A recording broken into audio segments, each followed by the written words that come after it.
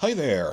I'm behind schedule on this because HBO released a bunch of Westeros franchise news in terms of release dates during premiere week for House of the Dragon Season 2, when my hands are already full dealing with a premiere.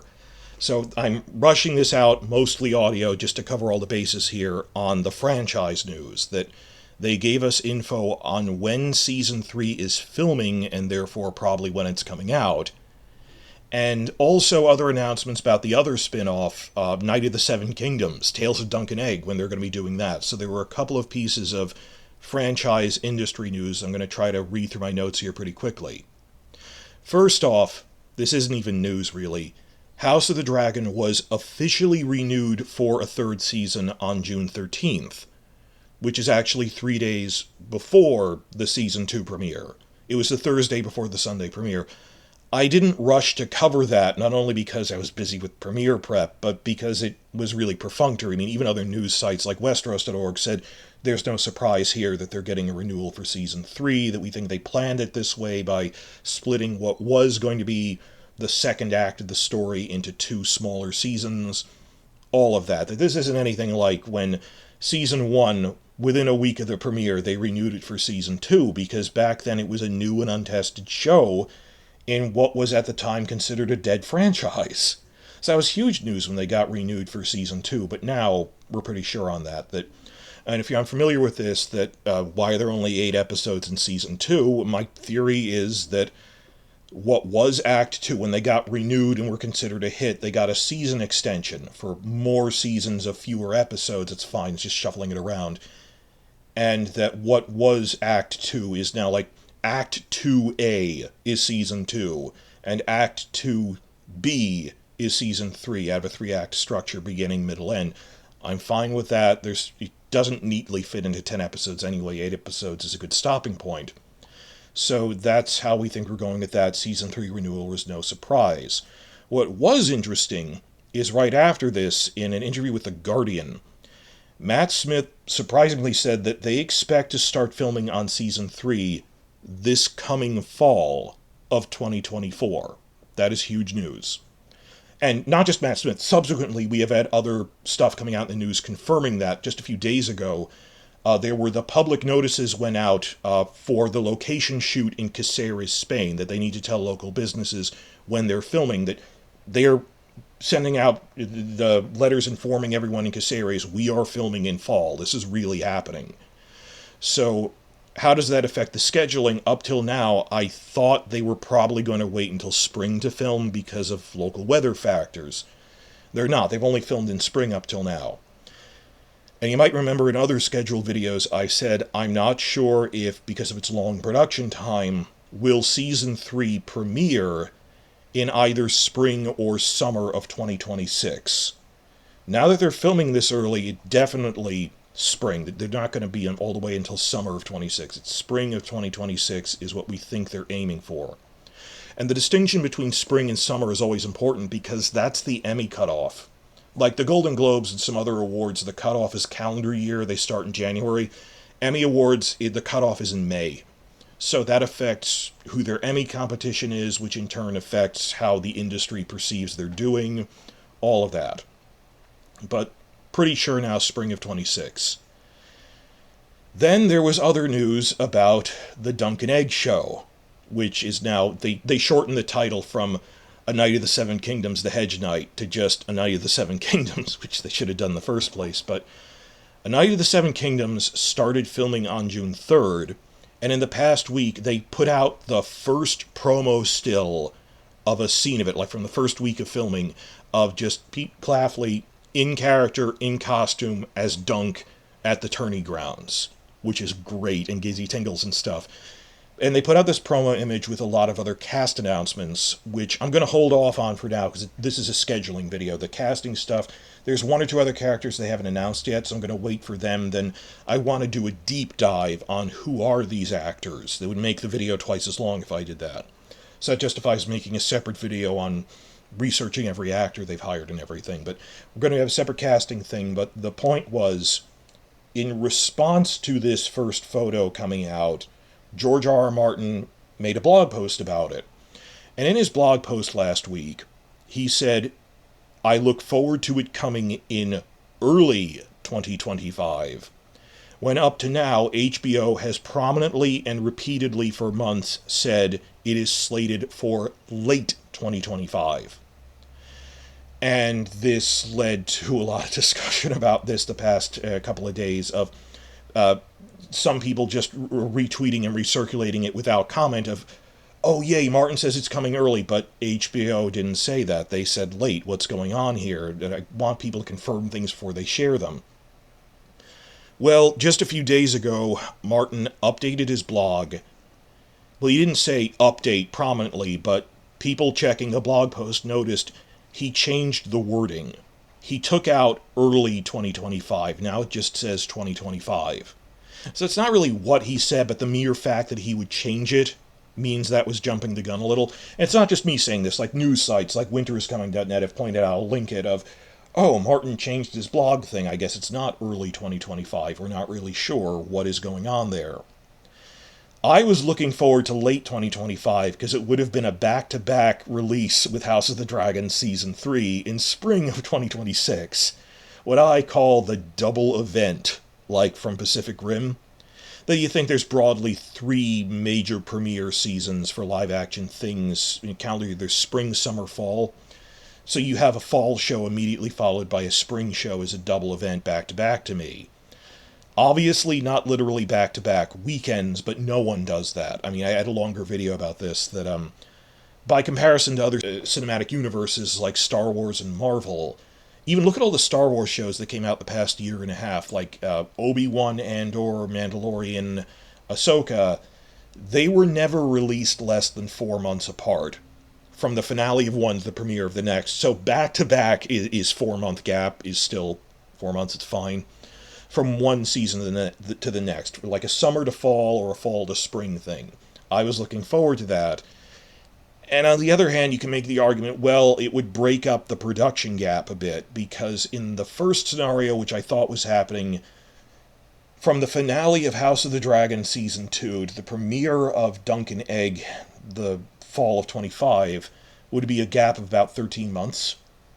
And we'd be trading that in the second scenario for 2 smaller gaps of a 7-month gap and then the 6-month gap.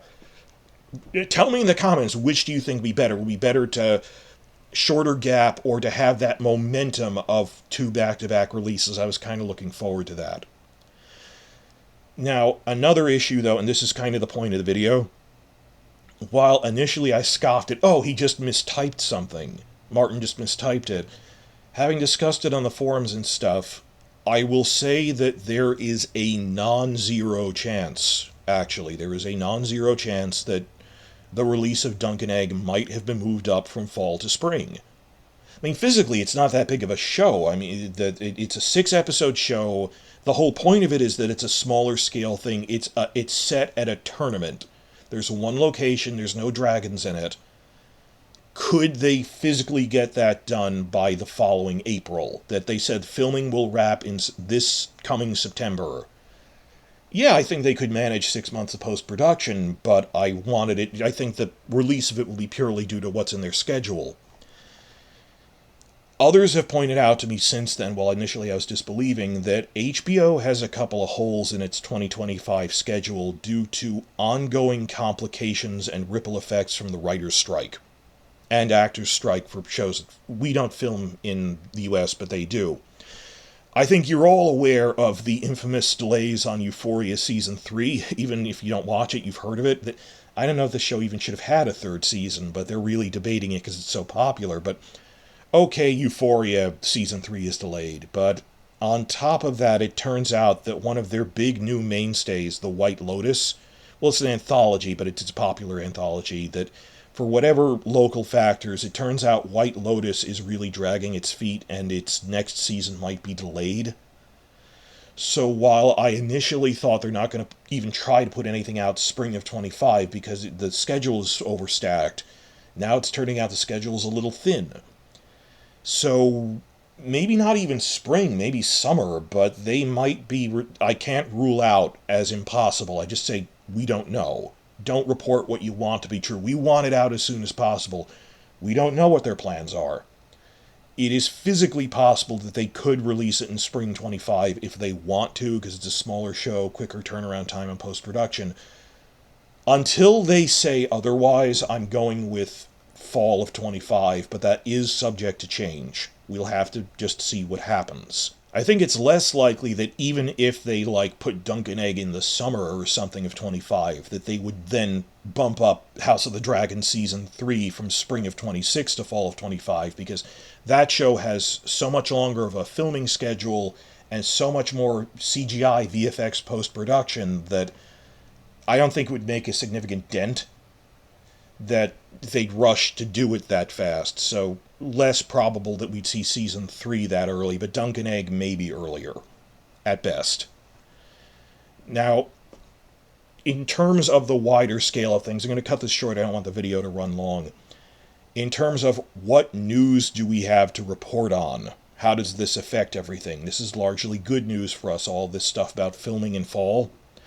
Because you have to understand there's two tiers to this. There's the mainstream casual viewers who only tune in to YouTube when there is an active premiering season, when there are active episodes coming out, or at best when there's trailers, that the general audience only really seems to react to video content.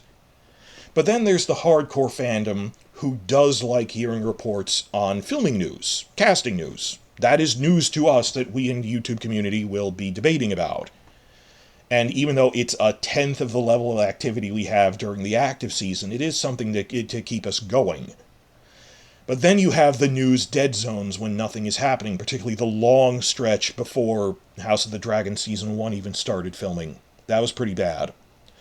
Well, the thing was, after Season 1, they had to go on break to plan out the future seasons and future phases of this as a franchise, that they didn't know if Season 1 would be a hit. They needed to now plan that, and I understand and sympathize. So, filming for Season 2 kicked off relatively late, in late April. We thought it would be February, it got delayed.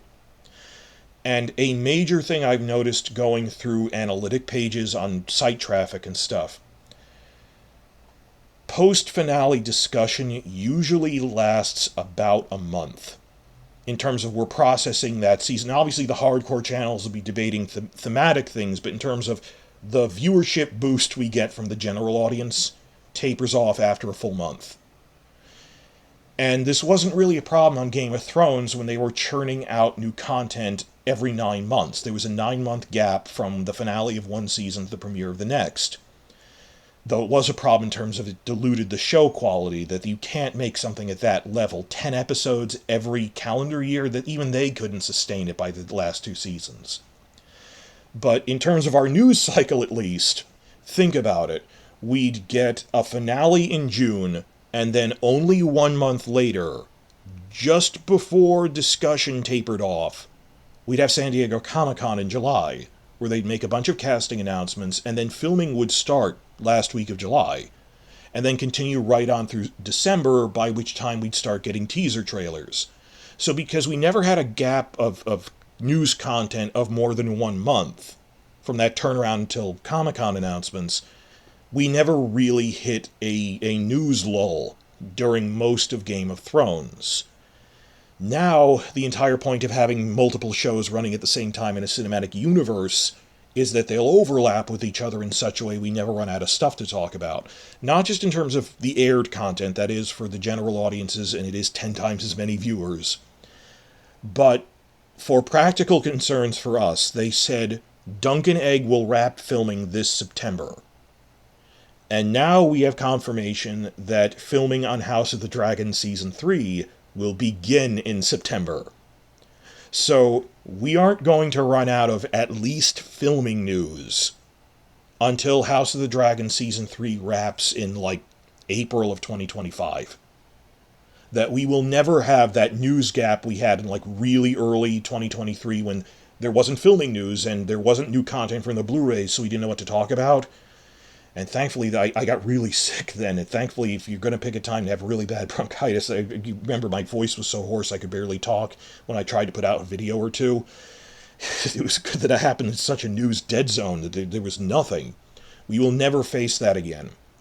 because by the time season 3 filming finishes next April, even if Duncan Egg comes out in fall, they tend to put out the first teaser trailer, 4 to 5 months before something comes out? So if Duncan Egg comes out September, which is the 9th month, around April, May, we'd be seeing the first trailers for there's an entirely new show, and a new show has bigger impact than just a new season. Duncan Egg is coming. So the end of filming news on season 3 should lead into promo video coverage on Duncan Egg pretty nicely. Under scenario 1 that we assume is still happening, that Duncan Egg is coming out in fall. Then there's the problem you want to have, I guess, of what if Duncan Egg comes out in spring? And on top of all this, the biggest problem you want to have of all, I've said in other videos, and a lot of you have seen it, I really think Martin is going to announce the Winds of Winter at Worldcon Glasgow, which is the weekend after the weekend of House of the Dragon Season 2's finale. It's like the second weekend of August, so we'll know soon enough. If he doesn't announce it, then he won't. What if we get an announcement that Winds of Winter is coming, that I've said I intend to spend the fall rereading all 5 main series novels, preparing for it. And that's a problem you want to have if we spend, what are we going to talk about in 2025 while we're waiting for Duncan Egg in the fall? I don't know, the Winds of Winter discussion. That's getting, I'm assuming we don't. Even assuming we don't get Winds of Winter, we are going to have filming news for season 3 of House of the Dragon overlapping with Duncan Egg. There's not going to be a fallow time again through maybe the end of next spring when we're already getting video content. Also, we've had encouraging news about Targaryen Conquest, and the Nymeria project has actually been restarted under a new writer. It hasn't been cancelled. All good. I'm just lumping all this together into one 25-minute video. It wasn't worth making smaller videos. I was going to make 2, 3 videos, 15 minutes each. It's not worth it. Let me just wrap up here by going over some other really quick industry news. I'll link it at the end. That if any of you saw that pair of videos I made right before the premiere about state of the industry and the international expansion plans for Max, Warner Discovery's Max platform, there was a recent event where their head of worldwide expansion, J.B. Perrett, gave a really encouraging quote about that they are going to expand to the Sky Atlantic countries sooner instead of later. Sky Atlantic, which is UK, Germany, and also Italy. These are big markets, UK and Germany. That the way he phrased it was, we really want to expand to the Sky Atlantic countries. And then after that, Middle East, Africa, parts of Asia, and we hope to have all of that done by 2 years from now.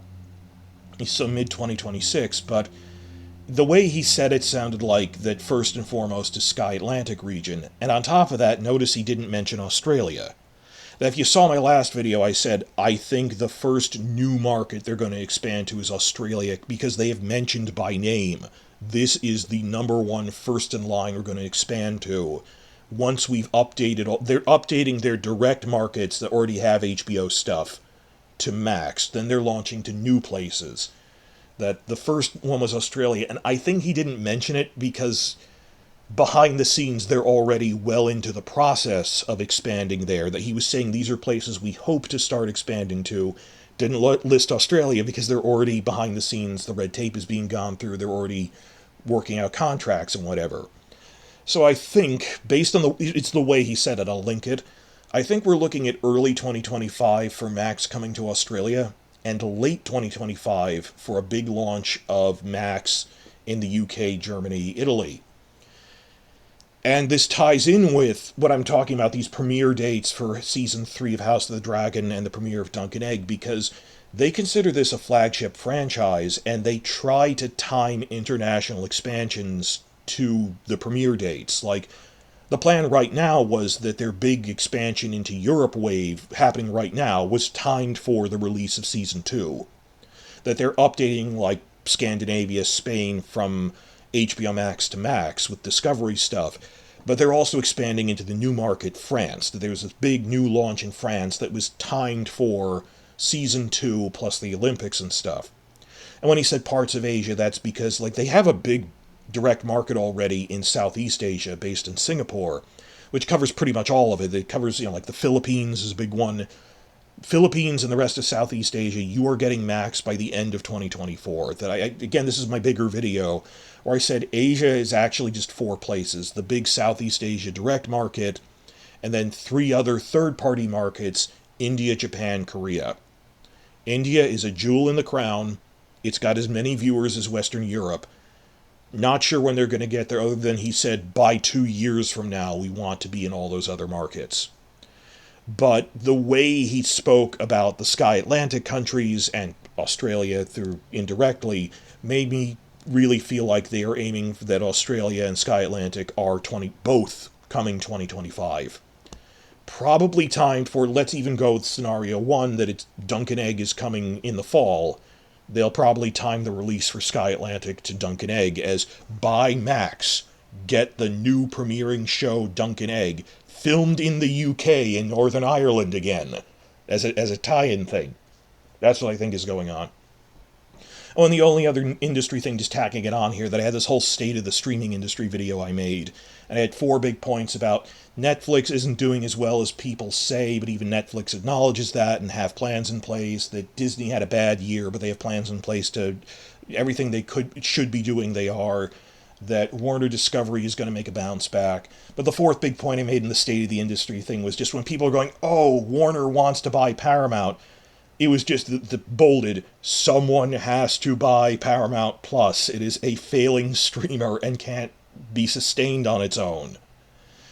Well, since I made that video, like 2 or 3 days later, they said that the movie studio Skydance was going to buy Paramount Plus, and it was the weirdest thing, though. This is what the only reason I'm mentioning this is the ink was dry, and they had the mere formality left that Paramount's board needed to accept the merger they had already agreed upon.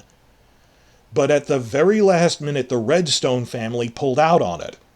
The Redstones, who were sort of loosely, like the Succession Roy family, is sort of a fictionalized merger of the Murdochs and the Redstones. But this was the business mega-merger equivalent of the bride running away from the altar at the wedding. That this was so finalized that how did they just yank out? I don't know. And the other scenario that might be happening now, no one knows, it's just stunning that this could happen, it was really in place already, is Sony has been bidding for it and had a better offer, but Sony doesn't want to keep all of Paramount Plus, and this might actually work out for everyone, that Sony said they only want the Paramount movie studio, but all the TV content they're going to cut up, divide up, and sell to the highest bidder individually. Which works out well for everyone, because people pointed out, if Warner Brothers Discovery bought all of Paramount and its TV stuff and its movie studio stuff, they'd be overexpanding and bankrupting themselves. So they couldn't buy all of their TV content, but they might be able to pick up a good franchise or two. Like, if Sony is dividing it that way, maybe like Disney will get the rights to the Teenage Mutant Ninja Turtles franchise, but Warner Discovery and Max get the Star Trek franchise and the entire catalog of Star Trek on Max. Think about it. So that, I actually think that would work out better for everyone than just if Skydance got it, the idea of them selling it off to the other streamers, because if Skydance buys it, there isn't enough room in the market for a 7th big streamer. They're going to end up selling it 2 years from now anyway.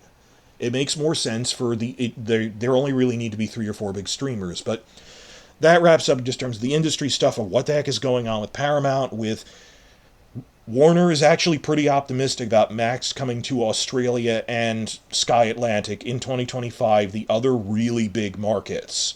English-speaking, and also Germany, another big market. Canada is still left out there, but in a couple of other places in India, we'll see what happens. But in terms of scheduling, if nothing else, we know we are looking at filming reports for a straight through spring. We will not go, oh, well, I guess it's the finale, now we all go away again. And just maybe a week after the finale, Martin will be at Worldcon announcing Winds of Winter. You never know. I hope. So that's the state of things right now. I'm sorry I'm so behind for all the premiere news from Season 2. I had to rush this out. This happened last week, but this is the state of the business side of the franchise right now.